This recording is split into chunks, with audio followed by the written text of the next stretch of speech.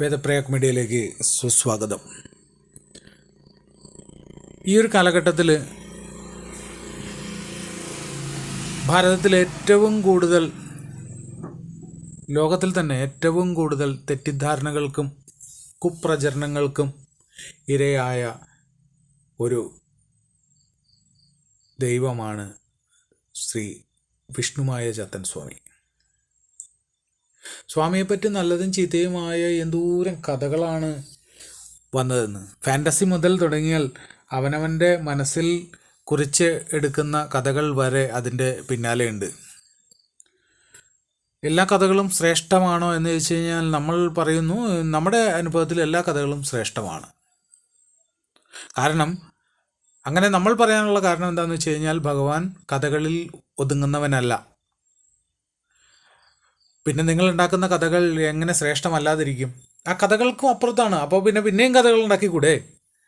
നമ്മൾ പിന്നെയും കഥകൾ ഉണ്ടാക്കും. ആ കഥകൾക്കും അപ്പുറത്താണ് ഭഗവാൻ. അതുകൊണ്ട് തന്നെ ഓരോ കഥകളും ശ്രേഷ്ഠമാണ്, ശ്രേഷ്ഠതരമാണ്. അതിശ്രേഷ്ഠത്തിലേക്കുള്ള നമ്മുടെ പ്രയാണത്തിൽ ഓരോ കഥകളും ശ്രേഷ്ഠമായതുകൊണ്ട് തന്നെ സ്വാമിയെ സംബന്ധിക്കുന്ന എല്ലാ കഥകളും, വിഷ്ണുമായ ചാത്തൻ സ്വാമിയെ സംബന്ധിക്കുന്ന എല്ലാ കഥകളും അതിശ്രേഷ്ഠമെന്ന് നമ്മൾ പറയും. കാരണം ഈ കഥകൾക്കും അപ്പുറത്താണ് സ്വാമി.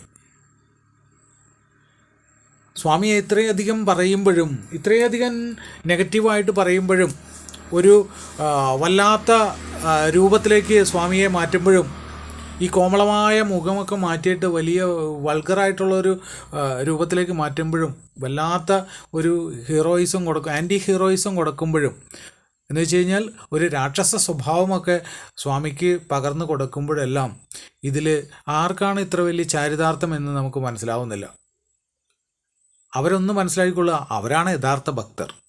കാരണം ഈ കോമളമായ രൂപത്തിലും ഈ കോമളമായ മുഖത്തും ഭഗവാനെ അവർക്ക് ദർശിക്കാൻ കഴിയുന്നു. ഒപ്പത്തിന് അവർക്ക് ഇത്ര വൾഗറായ ഒരു മുഖത്തും ഇത്ര രാക്ഷസീയമായ ഒരു മുഖത്തും ഭഗവാനെ ദർശിക്കാൻ കഴിയുന്നു എങ്കിൽ അവരുടെ ഹൃദയവിശാലത എത്ര വലുതാണ്, സ്വാമിയോടുള്ള ഭക്തി എത്ര വലുതാണ്. അതല്ലേ സത്യം? ഒന്ന് ചിന്തിച്ചു നോക്കൂ. നമുക്കതിന് കഴിയുന്നില്ല എങ്കിൽ സ്വാമീനെ മോശമായി ചിത്രീകരിക്കുന്ന ആളുകൾക്ക് ആ ഭയാനകമായ രൂപത്തിൽ വരെ സ്വാമിയെ കാണാൻ കഴിയുന്നു എന്ന് വെച്ച് കഴിഞ്ഞാൽ അവരല്ലേ യഥാർത്ഥ ഭക്തർ? അതല്ലേ സത്യം? അതാണ് സത്യം. എന്തുകൊണ്ടെന്നാൽ ഇതെല്ലാം മായ തന്നെയാണ്, വിഷ്ണുമായ.